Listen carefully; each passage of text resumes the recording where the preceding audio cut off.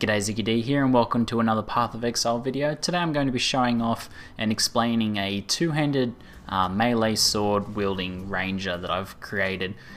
This is something that I've seen a few people sort of asking about whether it was possible, how good melee rangers can sort of be. So I'll be explaining some of the positives and the difficulties I've had with this build and how it all works together now that I'm currently in Ruthless difficulty. So the original idea behind this build was, well, I kind of wanted to see whether a two-handed melee sword ranger could work firstly, but thematically I sort of wanted it to be a fast, hard-hitting warrior. I knew it sort of wouldn't be too strong on the defensive side of things, but I wasn't sure how well that would play out, converting the evasion to armor and things like that, and seeing how that ended up working out. But mainly I wanted it to be fast-moving, fast-hitting, and hard-hitting. Overall, it's been an extremely fun and fairly easy build to level actually up to this point in Ruthless. I've hit a bit of a wall now where survivability and possibly mana use is becoming a bit of an issue for me, but up to this point it's very easy to level through normal and cruel difficulties. So I'll start off by showing off some of the major notable passives and the framework for the build on the passive tree and how that sort of thing plays into each other.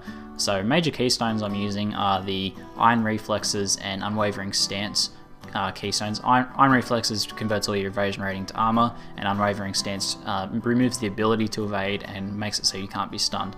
Now both of these synergize very well together because this removes your evasion down to the base 5% evasion rate, and then this removes that 5% but also gives you the ability to not be stunned. So the opportunity cost for Unwavering Stance, once you already have Iron Reflexes, is pretty small, and the cannot be stunned is a pretty big deal for being sort of like a mobile warrior, which is exactly what I wanted. Other keystones we have here is Armor Master, so I can wear either evasion or heavy armor chest pieces and not have that affect my movement at all. So I also have, as you can see, I've got the 3% movement speed nodes there, and I also have here I've got celerity for an extra 8% movement speed, and overall my movement speed is very fast, especially when I pop on phase run and I run around quite quickly, and it's quite fun to be able to move so fast with a sort of like a melee character like this. So getting some melee damage and especially defensive side of things was pretty difficult as a two-handed sort of warrior. I came down through here, picked up some sword damage here, which these just say sword damage. They're pretty much intended for one-handed sword users because of the sword and shield style that the ranger often goes to, but they work with two-handed swords as well. So I've got those, and I also have the two-handed melee damage here, which is sort of the halfway between the ranger and the duelist, which is pretty much, I think, the only two-handed actual specific damage in this area here until you get down to somewhere over here. Other than that, I've got weapon elemental damage, which has been a bit mixed. I leveled originally with quite a good sword, which I'll pop into town and show off some of my leveling gear first. Alright, so I've just grabbed some of my leveling gear out of my stash. I leveled pretty much from level 14 up to probably the start of this difficulty with Shiver Sting, which is an extremely powerful sword, but fairly common and fairly cheap. I got it for pretty cheap. That extra cold damage and with the extra elemental damage nodes, I did a lot of damage and moved quite fastly, and also the cannot be frozen made killing like Merveil and stuff pretty easy, which you've probably seen in my Merveil video I posted recently. I also used Foxshade Wild Leather up till very recently for that extra move speed and for the sort of the high amount of evasion that it gives you for the level, which converted over to armor obviously. Now that I've gotten into Ruthless difficulty, I've sort of gotten to the point where they were starting to show their age, and I've now upgraded to just a pretty decent damage rare sword. It's got a lot of elemental damage on it, so I'm still benefiting from those elemental nodes, and I'm just using some normal armor there. As you can see, I can use mixed armor and evasion rating armors, and they'll both provide just benefit in the form of armor, so often it's better to get armor and evasion rather than pure armor or pure evasion, but it sort of depends on what you can find at the time. It actually makes it pretty flexible in terms of gearing. You have a lot more options. You have options from basically 3 classes instead of just the one. So back to the passives. As I mentioned earlier, I've been having some issues with survivability since I've got into Ruthless, and I've picked up some extra life there, golden blood, extra life, things like that. It's actually, this is probably the major difficulty with this build. It's pretty hard to get decent survivability with it. The things that I'm heading towards, which should make a fair difference, are I've got leather and steel here and some armor evasion nodes there, which should make a huge difference, and also another full armor and evasion and leather and steel round of nodes there. So I'm pretty sure they're my next goal. I've just recently picked up some mana because, as I was saying before, I was a bit mana starved, so hopefully after grabbing those evasion and things like that, this build will sort of come together in this difficulty, and then from there I can go on and pick up some more damage from here and things like that.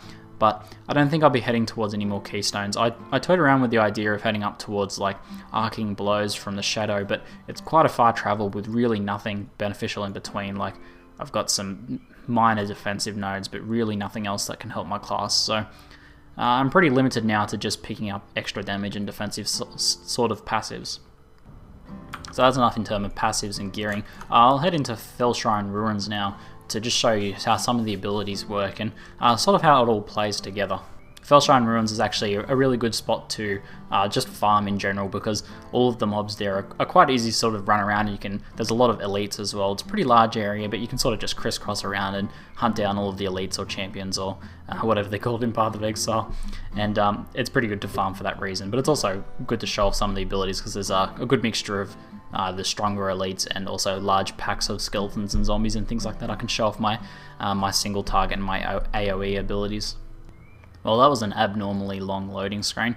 Alright, so first off, I'll just cover my auras. I pretty much always run with Hatred Aura, which converts some of your physical damage to cold on top of your initial damage, so it actually gives a really good boost of damage for only 30% mana reserve, which is pretty good for me because I have a pretty low amount of mana overall.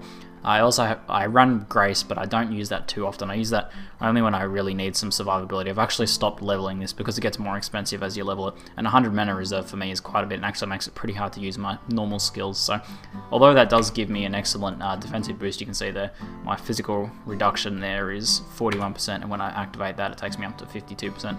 So it's a nice boost in defensiveness, but I only run that when I'm in a particularly dangerous area and not really trying to kill off stuff so much. Maybe I'm just trying to move through it or things like that, or having survivability issues. So obviously I'm running Phase Run. I've been leveling this up as much as possible because it gives the extra move speed and also the extra damage from that. It's basically just an awesome skill for this.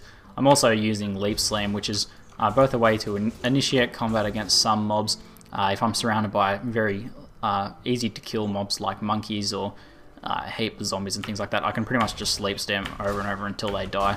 It's actually pretty good AoE damage, and I actually use that quite a bit while leveling.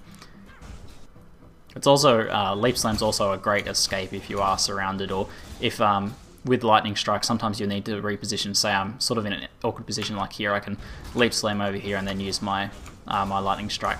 Now on my Lightning Strike I'm using a few additional gems. I'll just double check what they are. We've got, okay, so life gain on hit, which is a pretty big source of healing. Now combine that with the other support gem, which is Fork, which once it hits a mob it forks off and hits another mob and things like that. So combining that with the life on hit, I've also got a little bit of mana leech on there, but mainly the life on hit means that I'm hitting a lot of mobs every time I use it, and it's healing me quite a lot. So it's actually a pretty good heal, and sometimes I really have to force myself to stop running away and actually hit to use that to heal. Now, when I was leveling, I actually used cleave a lot more than I used Lightning Strike. Cleave is an alright ability. It's a little bit awkward to use sometimes. Sometimes the hit registration seems to be a bit funny on it. It's kind of fun with a high attack speed and life on hit, but it really starts to sort of slow down your farming beyond a certain point. Just because it only has a pretty limited area of effect. You could get increased area of effect, that might help a little bit, but overall you sort of want to start moving up to Lightning Strike, because Lightning Strike's really the best AoE ability that melee characters have. So the only reason I've moved to Lightning Strike now was because I was able to get that Fork support gem. I don't actually recommend moving to Lightning Strike before you get Fork, because it's just really not that good before that point. It's kind of hard to hit any mobs with the 3 projectiles that fly off when you actually do the hit, but with Fork you're hitting a lot more mobs from that. So I'll hunt down an elite somewhere and show off my single target ability, which is basically just Heavy Strike with some modified gems. If I can round up a really big pack here, I might show off how Lightning Strike works off on the big packs as well. Alright, we've got a decent sized pack here. I want to get probably lesser multiple projectiles for lightning strike as well, because I think that's just going to really multiply well with that fork, but I'm going to need to sort out my mana issues before then. So as you can see, it hits the first line of mobs and then spreads out, so you kind of just want to keep yourself flat on so you can take advantage of as much of that angle as possible.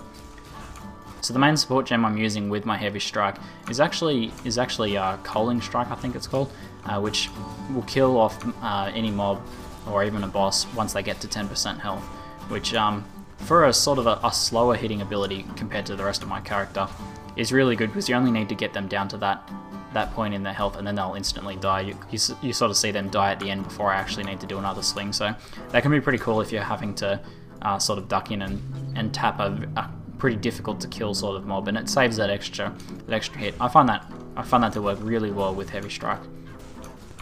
I think coaling strike's one of those sort of underused support gems there, and I think it could possibly even work well with faster attacks as well, because if you're doing a small amount of damage but you manage to get them down to the 10% health, you can just sort of tap them with your light attack and we'll be able to instant kill them. So the benefits there for both those slower and those heavier attacks. Let's try out on this mob here behind this wall, but yeah, sometimes you'll hear the slight sound effect that coaling strike has.